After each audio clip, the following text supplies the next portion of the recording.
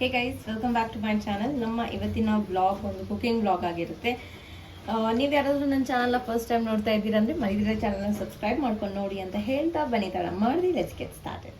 So guys, ನಾವಿವತ್ತು ಬಸ್ಸಾರು ಮಾಡ್ತಾ ಇದ್ದೀವಿ. ಈಸಿಯಾಗಿ ಸಿಂಪಲ್ ಆಗಿ ಬಸ್ಸಾರು ಹೇಗೆ ಮಾಡೋದು ಅಂತ. ಸೊಪ್ಪಿಲ್ಲದೆ ನಮ್ಮ ಮನೇಲಿ ಸೊಪ್ಪಿಲ್ಲ ಇವತ್ತು, ಬಟ್ ಬಸ್ಸಾರು ತಿನ್ನಬೇಕು ಅಂತಿತ್ತು. ನನ್ನ ಕಾಳು ಸ್ವಲ್ಪ ನೆನೆಸಿಟ್ಟಿದೆ, ಸೊ ಅದರಿಂದ ಬಸ್ಸಾರು ಮಾಡೋಣ ಅಂತ ಡಿಸೈಡ್ ಮಾಡಿದೆ. ಸೊ ಇಲ್ಲಿ ಫಸ್ಟು ಬೀನ್ಸ್ ವಾಶ್ ಮಾಡಿ ಇಟ್ಕೊಂಡಿದ್ದೀನಿ, ಕಟ್ ಮಾಡಿ. ಇದು ಬಂದು ಉದ್ದ ಬೀನ್ಸು, ಸೊ ಕಟ್ ಮಾಡಿ ವಾಶ್ ಮಾಡಿ ಇಟ್ಕೊಂಡಿದ್ದೀನಿ. ಆ್ಯಂಡ್ ಇಲ್ಲಿ ಕುಕ್ಕರ್ಗೆ ನಾನು ಹುರುಳಿಕಾಳು, ನೆನೆಸಿರೋಂಥ ಹುರುಳಿಕಾಳು ಮತ್ತು ಹೆಸರು ಕಾಳು ಎರಡೂ ಸೇರಿಸ್ಕೊಂಡಿದ್ದೀನಿ. ಇನ್ನು ಸ್ಟವ್ ಆನ್ ಮಾಡಿಲ್ಲ ನಾನು. ಇದಕ್ಕೇನೆ ನಾವು ಬೀನ್ಸ್, ನಾವೇನು ಕಟ್ ಮಾಡಿ ನೀರಲ್ಲಿ ಹಾಕಿರುವಂಥ ಬೀನ್ಸ್ ಇದೆಯಲ್ಲ, ಇದನ್ನು ಇದಕ್ಕೆ ಸೇರಿಸ್ಕೊಳ್ಳೋಣ. ಆ್ಯಂಡ್ ಇವಾಗ ನಾನು ಸ್ಟವ್ ಹಚ್ಕೊಳ್ತಾ ಇದ್ದೀನಿ. ಇದಕ್ಕೊಂಚೂರು ಉಪ್ಪು ಸೇರಿಸ್ಕೊಳ್ತೀನಿ. ನಾನು ಕಲ್ಲುಪ್ಪು ಹಾಕೊಳ್ತಾ ಇದ್ದೀನಿ. ನಾನು ಇದಕ್ಕೆ ಎಷ್ಟು ಬೇಕೋ ಅಷ್ಟು ಉಪ್ಪು ಸೇರಿಸ್ಕೊಳ್ಳಿ.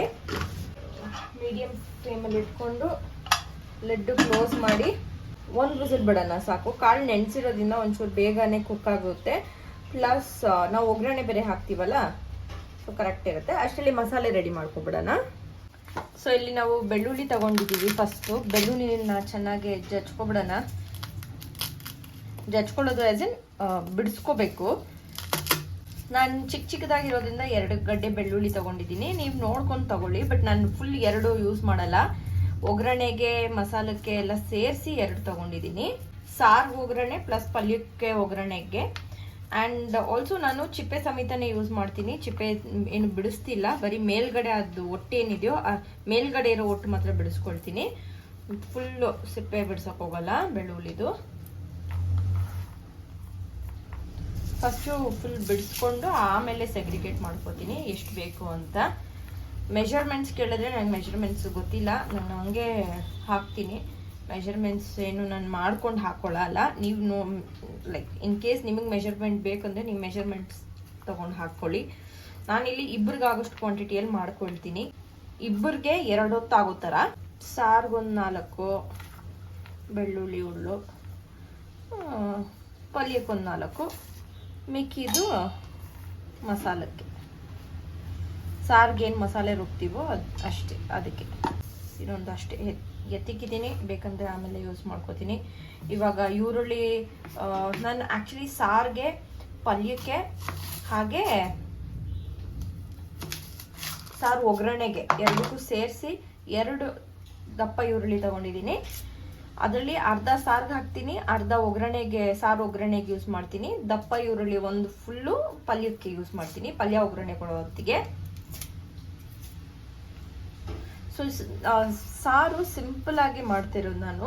ಏನೇನಿದೆಯೋ ಅದನ್ನ ಇಟ್ಕೊಂಡು ಮನೇಲಿ. ನೀವು ಬೇಕಂದರೆ ಬರೀ ಬೇಳೆ ಮತ್ತು ಕಾಳು 2 ಮಿಕ್ಸ್ ಮಾಡಿ ಮಾಡ್ಬೋದು. ಇಲ್ಲ ಬೇಳೆ ಬರೀ ಸೊಪ್ಪು, ತೊಗರಿ ಬೇಳೆನೂ ಸೊಪ್ಪು ಯಾವುದಾದ್ರೂ ಮಿಕ್ಸ್ ಮಾಡಿ ಮಾಡ್ಬೋದು. ಅಥವಾ ಬರೀ ಕಾಳುಗಳು ಕೂಡ ಮಾಡ್ಬೋದು. ನಾನಿಲ್ಲಿ ಬರೀ ಕಾಳುಗಳು ಮಾಡ್ತಾ ಇದ್ದೀನಿ. ಕಾಳು ಬೀನ್ಸ್ ಹಾಕ್ಕೊಂಡು, ಸೊಪ್ಪೇನು ಯೂಸ್ ಮಾಡ್ತಿಲ್ಲ.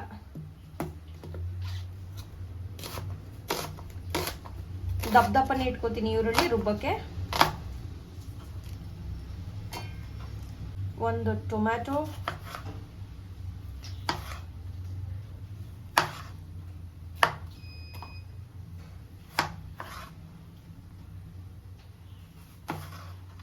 ಫುಲ್ 1 ದಪ್ಪ ಟೊಮ್ಯಾಟೊ ಎತ್ಕೊಂಡಿದ್ದೀನಿ.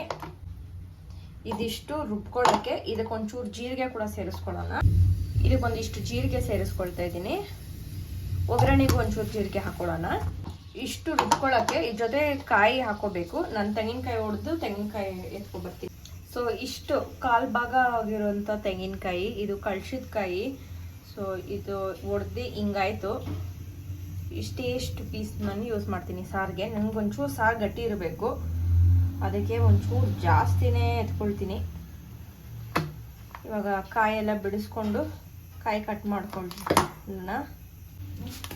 ನೀವೆಲ್ಲ ಕಳ್ಸಿದ ಕಾಯಿನ ಯಾವ ರೀತಿ ಯೂಸ್ ಮಾಡ್ತೀರಾ ಅಂತ ನನಗೆ ಹೇಳಿ. ನಾನಂತೂ ಖಾರ ಮಾಡೋದು ಅಂದರೆ ನಾನ್ ವೆಜ್ ಮಾಡಲ್ಲ, ಬಟ್ ಸ್ವೀಟ್ಗೆ ಅಥವಾ ಇಂಥ ಸಿಹಿ ಅಡುಗೆಗಳಿಗೆ ಹಾಕ್ತೀವಿ. ಸಿಹಿ ಅಡುಗೆ ಆ್ಯಸ್ ಇನ್ ನಾನ್ ವೆಜ್ ಇಲ್ದಿರೋ ಅಡುಗೆ ಅವ್ರ ಚಟ್ನಿಗಳು ಮಾಡೋದಕ್ಕೆ.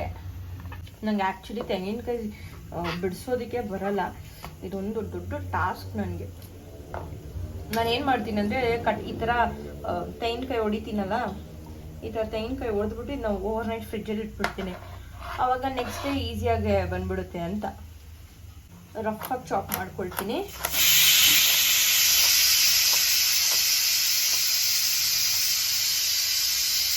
ನೋಡ್ಬೋದು ಕುಕ್ಕರು ವಿಸಿಲ್ ಬರ್ತಿದೆ.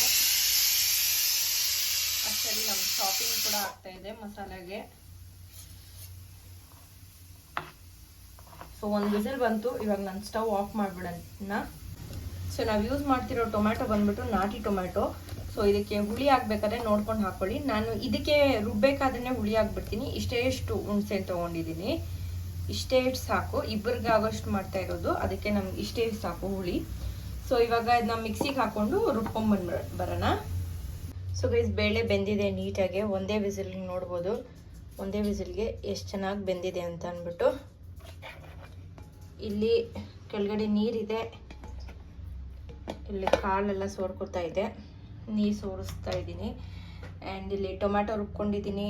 ಟೊಮ್ಯಾಟೊ, ಈರುಳ್ಳಿ, ಬೆಳ್ಳುಳ್ಳಿ, ಜೀರಿಗೆ, ಹುಣಸೆಹಣ್ಣು. ಇಲ್ಲಿ ಕಾಯಿ ರುಬ್ಕೊಂಡಿದ್ದೀನಿ. ಕಾಯಿಗೆ ಒಂಚೂರು ಬೇಳೆ ಕೂಡ ಹಾಕ್ಕೊಂಡಿದ್ದೀನಿ, ಬೇಯಿಸಿರೋವಂಥ ಬೇಳೆ. ಇಲ್ಲಿ ಎಲ್ಲ ರೆಡಿ ಮಾಡ್ಕೊಂಡಿದ್ದೀನಿ. ಇವಾಗ ಸ್ಟವ್ ಹಚ್ಚಿ ಒಗ್ಗರಣೆ ಕೊಡೋಣ ಸಾರಿಗೆ. ಸೊ ಇಲ್ಲಿ ಸಾರು ಒಗ್ಗರಣೆ ಕೊಡೋಕ್ಕೆ ಒಂದು ಪಾತ್ರೆ ತೊಗೊಂಡಿದ್ದೀನಿ. ಇದಕ್ಕೆ ಒಗ್ಗರಣೆಗೆ ಎಷ್ಟು ಎಣ್ಣೆ ಬೇಕೋ, ಸಾರಿಗೆ ಎಷ್ಟು ಎಣ್ಣೆ ಬೇಕೋ ಅದನ್ನ ಹಾಕ್ಕೊಳ್ಳೋಣ.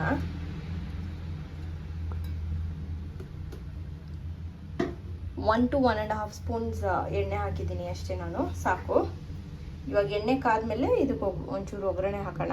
ಸೊ ಗೈಸ್ ಇಲ್ಲಿ ಎಣ್ಣೆ ಕಾದಿದೆ. ಇದಕ್ಕೆ ಸಾಸಿವೆನೂ ಒಂಚೂರು ಜೀರಿಗೆ ಹಾಕೊಂಡಿದ್ದೀನಿ. ಒಂಚೂರು ಹಿಂಗೆ ಹಾಕೊಳ್ಳೋಣ. ಇದಕ್ಕೇನೆ ನಾವು ಜಜ್ಜಿರೋಂಥ ಬೆಳ್ಳುಳ್ಳಿ, ಕಟ್ ಮಾಡಿರೋಂಥ ಈರುಳ್ಳಿ, ಕರಿಬೇವು ಕೂಡ ಸೇರಿಸ್ಕೊಳ್ಳೋಣ. ಸಾಸಿವೆ ಚಟಪಟ ಅಂತಿದೆ. ನೀವು ಎಲ್ಲ ಒಂದೊಂದೇ ಹಾಕ್ಬೋದು, ಬಟ್ ನಾನು ಒಂದೇ ಸರಿ ಎಲ್ಲ ಹಾಕಿ ಆಮೇಲೆ ಫ್ರೈ ಮಾಡ್ಕೊತೀನಿ. ಇಲ್ಲಾಂದರೆ ಫುಲ್ ಸಿಡಿಯುತ್ತಲ್ಲ, ಒಂಚೂರು ಆಗಲ್ಲ ಅದು ಸಿಡಿದ್ರೆ. ಅದಕ್ಕೆಲ್ಲ ಒಂದೇ ಸರಿ ಹಾಕೊಳ್ತಾ ಇದ್ದೀನಿ. ಇವಾಗ ನೀಟಾಗಿ ಕಲಿಸ್ಕೊಡೋಣ. ಈರುಳ್ಳಿ ಒಂಚೂರು ನೀಟಾಗಿ ಫ್ರೈ ಆಗಲಿ. ಈರುಳ್ಳಿ ನೀವು ಬೇಕಂದರೆ ಪುಡಿಯಾಗಿ ಕೂಡ ಕಟ್ ಮಾಡಿ ಹಾಕೋಬೋದು, ಬಟ್ ನಾನು ಹಿಂಗೆ ಕಟ್ ಮಾಡಿದ್ದೀನಿ ಉದ್ದುದ್ದ. ನೀಟಾಗಿ ಫ್ರೈ ಆಗಲಿ. ಅದಾದಮೇಲೆ ನಾವೇನು ರುಬ್ಬಿಟ್ಕೊಂಡಿದ್ದೀವೋ ಪೇಸ್ಟು ಅದನ್ನ ಹಾಕೊಳ್ಳೋಣ. ಸೊ ಇವಾಗ ಆನಿಯನ್ ಫ್ರೈ ಆಗಿದೆ. ಇದಕ್ಕೆ ಟೊಮ್ಯಾಟೊ ಮತ್ತು ಈರುಳ್ಳಿ ಪೇಸ್ಟ್ ಸೇರಿಸ್ಕೊಳ್ತಾ ಇದ್ದೀನಿ. ನೀಟಾಗಿ ಇದನ್ನು ಫ್ರೈ ಮಾಡ್ಕೊಳ್ಳೋಣ. ಇದೊಂಚೂರು ಹಸಿ ವಾಸನೆ ಹೋಗಲಿ. ಅದಾದಮೇಲೆ ಇದಕ್ಕೆ ನಾವು ಕಾಯಿ ಸೇರಿಸ್ಕೊಳ್ಳೋಣ.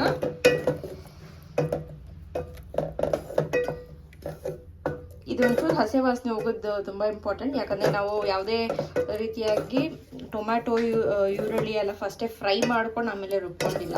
ಬಟ್ ಯೂಶಲಿ ಬೆಳ್ಳುಳ್ಳಿ, ಈರುಳ್ಳಿ ಮತ್ತು ಟೊಮ್ಯಾಟೊನೆಲ್ಲ ಫ್ರೈ ಮಾಡ್ಕೋತಾರೆ, ಇಲ್ಲ ಸುಟ್ಕೋತಾರೆ ಬಸ್ಸಾರಿಗೆ ಅಥವಾ ಮೀನು ಸಾರಿಗೆ, ಆಮೇಲೆ ಸಾರು ಮಾಡೋದು.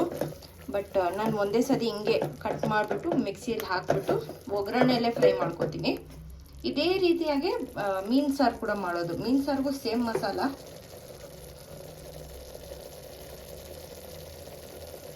ಇದು ಸ್ವಲ್ಪ ನೀಟಾಗಿ ಫ್ರೈ ಆಗಿ ಕಲರ್ ಎಲ್ಲ ಚೇಂಜ್ ಆಗಲಿ. ಅದಾದಮೇಲೆ ನಾನು ಹಿಂಗೆ ಇದ್ದೀನಿ. ಸೊ ಗೈಸ್ ಇದು ಫ್ರೈ ಆಗಬೇಕಾದ್ರೆ ಒಂಚೂರು ಇದಕ್ಕೆ ಕಲ್ಲುಪ್ಪು ಸೇರಿಸ್ಕೊಳ್ತಾ ಇದ್ದೀನಿ, ಬೇಗ ನೀಟಾಗಿ ಫ್ರೈ ಆಗುತ್ತೆ ಅಂತ. ಆ್ಯಂಡ್ ಇದರಲ್ಲೇ ನಾವು ಖಾರದ ಪುಡಿ, ಧನಿಯಾ ಪುಡಿ ಕೂಡ ಸೇರಿಸ್ಕೊಳ್ಳೋಣ. ಫಸ್ಟು ಇದಕ್ಕೆ ಚೂರು ಅರಿಶಿನ ಸೇರಿಸ್ಕೊಳ್ತಾ ಇದ್ದೀನಿ ನಾನು.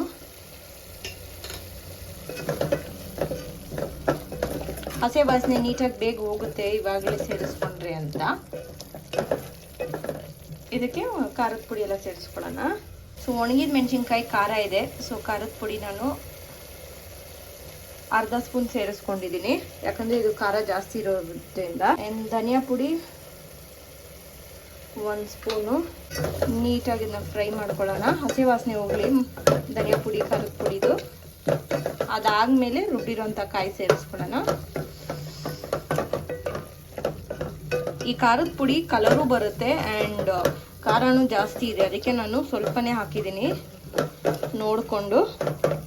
ಆಮೇಲೆ ಖಾರ ಬೇಕಂದರೆ ಸೇರಿಸ್ಕೊಳ್ಳೋಣ, ಬಟ್ ಇವಾಗ ಇಷ್ಟು ಸಾಕು. ಯಾಕಂದರೆ ಒಣಗಿದ ಮೆಣಸಿನ್ಕಾಯಿ, ಖಾರದ ಮೆಣಸಿನ್ಕಾಯಿ, ಅದಕ್ಕೆ. ಇದು ಹಸೆ ವಾಸನೆ ಹೋಗಿದೆ. ಇವಾಗ ಇದಕ್ಕೆ ಕಾಯಿ ಸೇರಿಸ್ಕೊಳ್ತಾ ಇದ್ದೀನಿ. ಸೊ ಇವಾಗ ನೀಟಾಗಿ ಇದನ್ನ ಮಿಕ್ಸ್ ಮಾಡಿಕೊಂಡು ಒಂದೆರಡು ಕುದಿ ಬರಲಿ. ಅದಾದಮೇಲೆ ನಾವೇನು ಕಾಳು ಬೇಯಿಸಿರೋ ನೀರೈತೋ ಅದನ್ನ ಸೇರಿಸ್ಕೊಳ್ಳೋಣ. ಅಷ್ಟು ತನಕ ನೀಟಾಗಿ ಕುದೀಲಿ. ನಾವೇನು ಎಣ್ಣೆ ಹಾಕಿದ್ವೋ ಆ ಎಣ್ಣೆ ಮೇಲೆ ತೇಳ್ಕೊಂಡು ಬರಬೇಕು. ಇದು ಚೆನ್ನಾಗಿ ಕುದೀತಾ ಐತೆ, ಎಣ್ಣೆ ಎಲ್ಲ ಬರ್ತೈತೆ. ಸೊ ಈ ಟೈಮಲ್ಲಿ ನಾವು ಬೇಯಿಸಿರೋಂಥ ನೀರು ಸೇರಿಸ್ಕೊಳ್ಳೋಣ.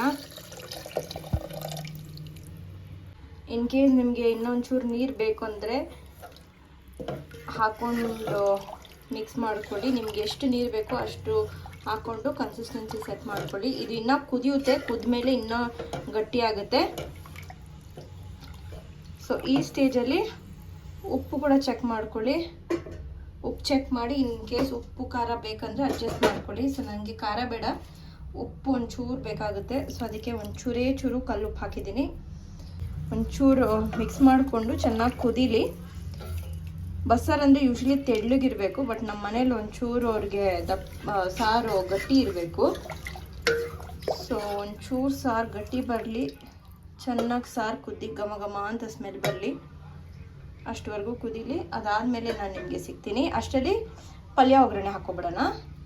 ಸೊ ಗೈಸ್, ಇಲ್ಲಿ ನಾನು ಪಲ್ಯಕ್ಕೆಲ್ಲ ರೆಡಿ ಮಾಡ್ಕೊಂಡಿದ್ದೀನಿ. ಉದ್ದಕ್ಕೆ ಹೆಚ್ಚಿರೋಂಥ ಈರುಳ್ಳಿ, ಕರಿಬೇವು ಜಾಸ್ತಿ ತಗೊಂಡಿದ್ದೀನಿ, ಬೆಳ್ಳುಳ್ಳಿ ಜಜ್ಕೊಂಡಿರೋಂಥದ್ದು, ಒಣಗಿದ ಮೆಣಸಿನ್ಕಾಯಿ ಖಾರಕ್ಕೋಸ್ಕರ. ಬನ್ನಿ ಇವಾಗ ಒಂದು ಬಾಣಲಿ ತೊಗೊಳ್ಳೋಣ. ಫಸ್ಟು ಬಾಣಲಿ ಚೆನ್ನಾಗಿ ಕಾಯಲಿ. ಅದಾದಮೇಲೆ ಇದಕ್ಕೆ ಎಣ್ಣೆ ಸೇರಿಸ್ಕೊಳ್ಳೋಣ. ಇಲ್ಲಿ ನೋಡ್ಬೋದು ಸಾರು ಹೆಂಗೆ ಮರಳ್ತಾ ಇದೆ ಚೆನ್ನಾಗೆ. ನಾವು ಕಾಯಿ ಹಾಕಿರೋದಕ್ಕೆ ನೊರೆ ಬರ್ತೈತೆ. ಈ ನೊರೆ ಎಲ್ಲ ಹೋಗ್ಬೇಕು, ಚೆನ್ನಾಗಿ ಕುದ್ದು ಘಮ ಬರಬೇಕು ಬಸ್ಸಾರ್ದು. ಅಷ್ಟು ತನಕ ಚೆನ್ನಾಗಿ ಕುದೀಲಿ ಇದು. ಇಲ್ಲಿ ಬಾಣಲಿ ಕಾದಿದೆ, ಇದಕ್ಕೆ ಎಣ್ಣೆ ಹಾಕ್ಕೊಳ್ಳೋಣ. ಸೊ ಇಷ್ಟು ಎಣ್ಣೆ ಸಾಕು ಪಲ್ಯಕ್ಕೆ. ಇವಾಗ ಎಣ್ಣೆ ಕಾಯಲಿ. ಎಣ್ಣೆ ಕಾದ್ಮೇಲೆ ಇದಕ್ಕೆ ಒಗ್ಗರಣೆ ಹಾಕ್ಕೊಳ್ಳೋಣ. ಸೊ ಇಲ್ಲಿ ಎಣ್ಣೆ ಕಾದಿದೆ. ಕಾದಿರೋಂಥ ಎಣ್ಣೆಗೆ ಒಂಚೂರು ಸಾಸಿವೆ ಹಾಕ್ಕೊಳ್ಳೋಣ ನಾವು. ಸಾಸಿವೆ ಒಂಚೂರು ಚಟಪಟ ಅಂಡಲಿ. ಅಷ್ಟರಲ್ಲಿ ಸೈಡಲ್ಲಿ ನಾವು ಉದ್ದಿನಬೇಳೆ ಕಡಲೆಬೇಳೆ ಕೂಡ ಸೇರಿಸ್ಕೊಳ್ಳೋಣ. ಪಲ್ಯ ಅನ್ನೋದಕ್ಕೆ ಉದ್ದಿನಬೇಳೆ ಕಡಲೆಬೇಳೆ ಕೂಡ ಸೇರಿಸ್ಕೊಳ್ತಾ ಇದ್ದೀವಿ. ಇದು ಆಪ್ಷನಲು. ಇನ್ ಕೇಸ್ ನಿಮ್ಗೆ ಬೇಡ ಅಂದರೆ ನೀವು ಇಗ್ನೋರ್ ಮಾಡ್ಬೋದು.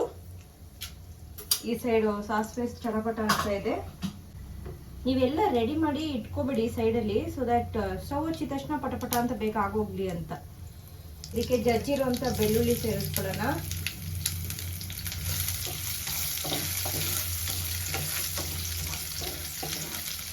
ಹಂಗೆ ಖಾರಕ್ಕೋಸ್ಕರ ಒಣಗಿದ ಮೆಣಸಿನ್ಕಾಯಿ, ಕರಿಬೇವು, ಈರುಳ್ಳಿ ಹಾಕ್ತಾ ಇದ್ದೀವಿ.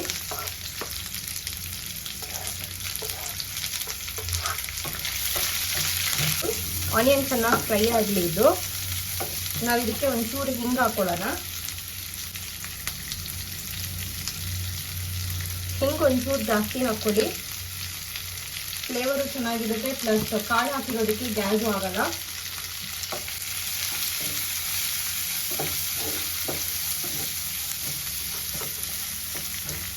ನೀವು ಬೇಕಂದರೆ ಹಸಿ ಮೆಣಸಿನ್ಕಾಯಿ ಕೂಡ ಹಾಕ್ಕೋಬೋದು, ಬಟ್ ನಾನು ಹಸಿ ಮೆಣಸಿನ್ಕಾಯಿ ಹಾಕಿಲ್ಲ, ಯಾಕಂದರೆ ಬೀನ್ಸ್ ಹಾಕಿದ್ದೀನಲ್ಲ. ಆ್ಯಕ್ಚುಲಿ ಇದಕ್ಕೆ ಅರ್ಶಿನ ಆಪ್ಷನಲು, ಬಟ್ ಹಾಕೊಂಡ್ರೆ ಚೆನ್ನಾಗಿರುತ್ತೆ ಕಲರು ಕಾಳಿಗೆ. ಅದಕ್ಕೆ ನಾನು ಒಂಚೂರು ಅರ್ಶಿನ ಸೇರಿಸ್ಕೊಳ್ತಾ ಇದ್ದೀನಿ. ಇದಕ್ಕೆ ಅರ್ಶಿನದ ಹಸಿ ವಾಸನೆ ಒಂಚೂರು ಹೋಗಲಿ. ಅಷ್ಟು ತನಕ ಇದನ್ನ ಫ್ರೈ ಮಾಡಿಕೊಂಡು ಅದಾದಮೇಲೆ ಕಾಳು ಸೇರಿಸ್ಕೊಳ್ತೀನಿ. ಬಸ್ಸಾರು ಆ್ಯಕ್ಚುಲಿ ಮಾಡೋದು ತುಂಬ ಈಸಿ, ಬೇಗನೂ ಆಗೋಗ್ಬಿಡುತ್ತೆ. ಕಾಳು ನೆನೆಸೋದು, ಕಾಳು ನೆನೆಸಿದ್ರೆ ಸಾಕು. ಕಾಳು ನೆನೆಸೋ ಗ್ಯಾಪಲ್ಲಿ ಮಸಾಲೆ ರುಬ್ಕೊಂಡ ಸಾರು ಮಾಡಿದ್ವಾ, ಸಾರು ಆಗೋಷ್ಟರಲ್ಲಿ ಈ ಸೈಡ್ ಪಲ್ಯನೂ ಆಗೋಗುತ್ತೆ. ಸೈಮೆಂಟೇನಿಯಸ್ಲಿ ಇನ್ನೊಂದು ಸೈಡು ಅನ್ನಕ್ಕೂ ಇಡ್ಬೋದು, ಮುದ್ದೆನೂ ಮಾಡ್ಬೋದು. ಸೊ ಇವಾಗ ಈರುಳ್ಳಿ ಫ್ರೈ ಆಗಿದೆ. ಇದಕ್ಕೆ ನಾನು ಬೇಯಿಸಿರೋಂಥ ಕಾಳು ಬೀನ್ಸ್ ಏನಿದೆ ಅದನ್ನು ಸೇರಿಸ್ಕೊಳ್ತಾ ಇದ್ದೀನಿ. ಸೊ ಇದಕ್ಕೆ ಉಪ್ಪು ಹಾಕೋಬಿಡೋಣ. ಉಪ್ಪು ಒಂಚೂರು ಕಡಿಮೆ ಇದೆ. ರುಚಿಗೆ ತಕ್ಕಷ್ಟು ಉಪ್ಪು ಆ್ಯಂಡ್ 1 ಗುಡ್ ಮಿಕ್ಸ್.